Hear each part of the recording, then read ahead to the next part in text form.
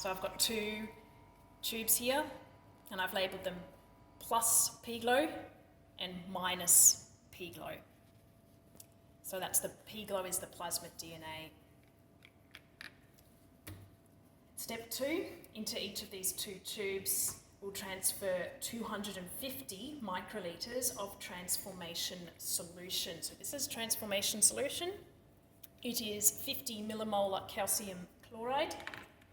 So 250 microliters means we'll need the P1000 pipette, and we'll adjust that so it says 0 to 5, 250 microliters. Obviously it's not adjusted yet. Wind that down, 250.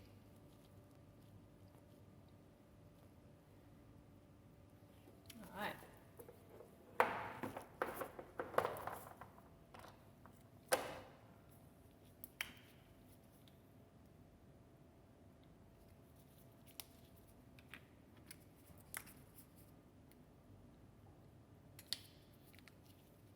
Now in this case, I'm using the same tip because we don't have anything in those tubes yet. They're empty.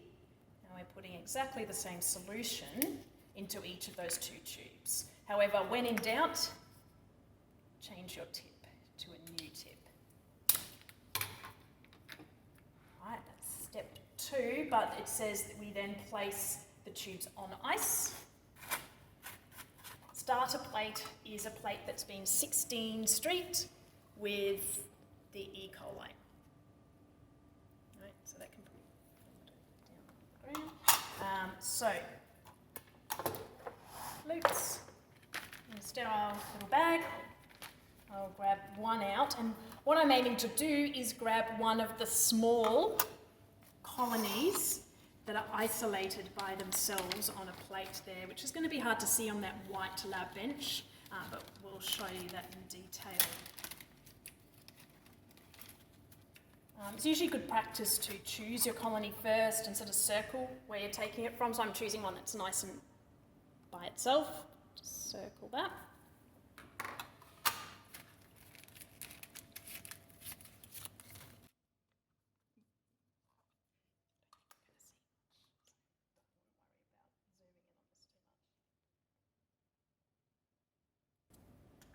Now this colony is really small, so we'll see how it goes.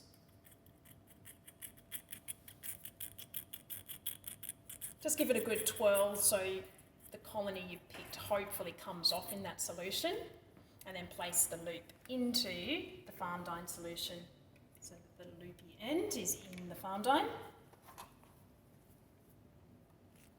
Grab another colony.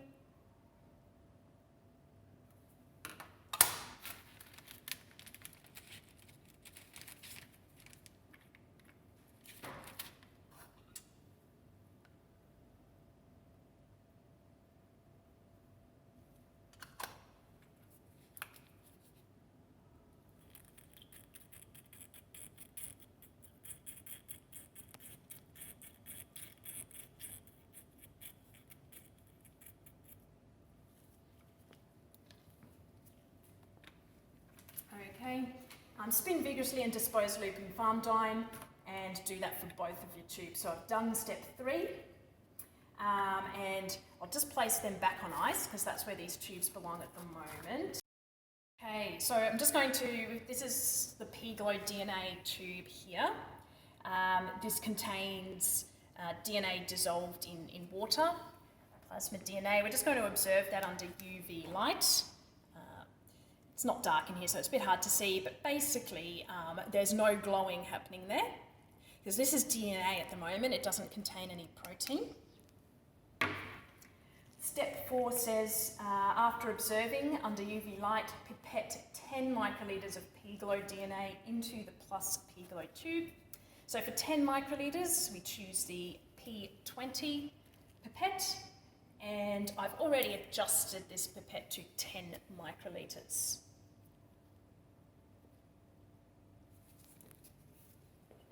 I'm going to pipette 10 microliters of the DNA into my plus p-glow tube.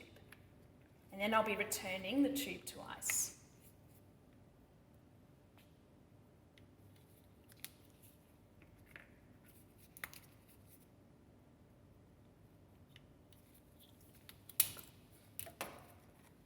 Okay, so step 5, both tubes should now be on ice, and we're going to start our timer for 10 minutes.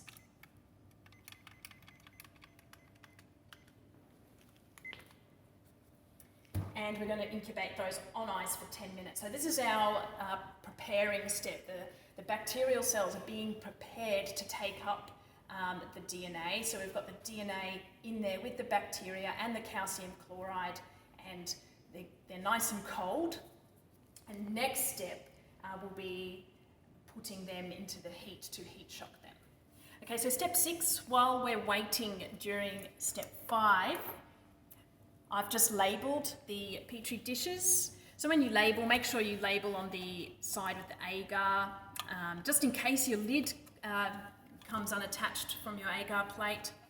Also label around the edge, otherwise you'll have trouble if you're right in the middle, you'll have trouble observing your results later on. All right, so we've got plain LB, plain nutrient agar. We've got LB with ampicillin, the antibiotic, and we've got LB with ampicillin and arabinose. And we're putting our plus P-Glow onto each of those plates. Then we're putting our minus P-Glow onto some plain LB and some LB with ampicillin.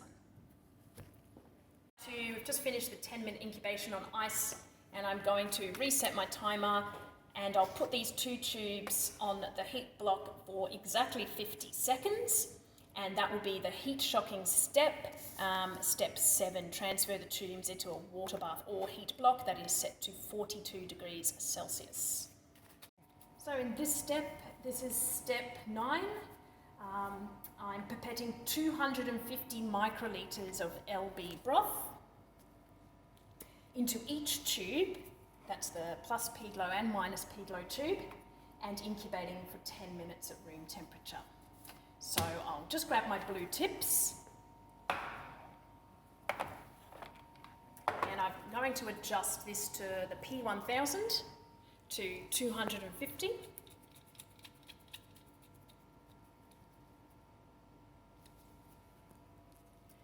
And then pipette up that LB broth.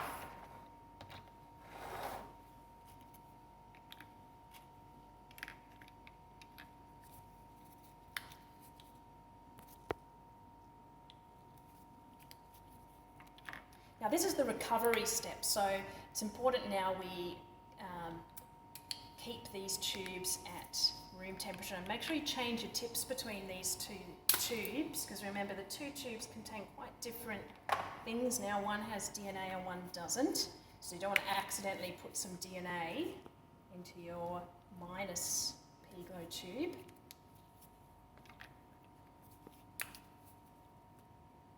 The LB broth contains nutrients that will help the bacteria grow and replicate and start expressing their genes.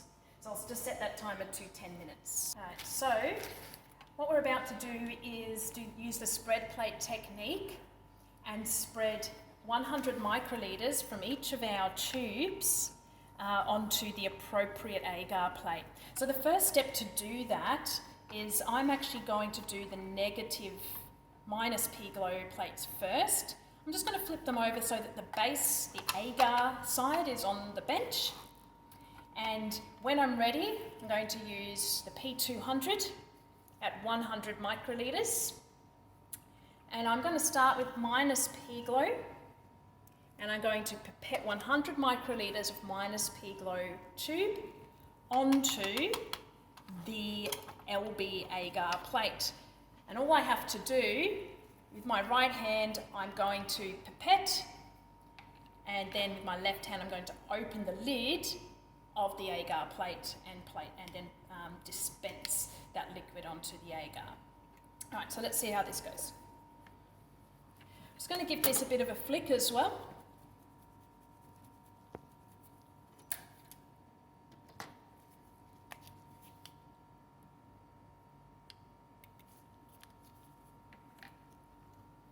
Just going to put 100 microliters in the middle. Then I've got my spreader sitting on my left-hand side ready to grab. Take that. I'm just going to take the lid off, pick up the plate, spreading. Turn the plate around a bit and just spread all around the plate so you get even coverage. Hold the plate on the side like that. You don't want to be dropping this onto the lab bench, dripping anything on the lab bench. And then I'm placing that back in the lid. Done.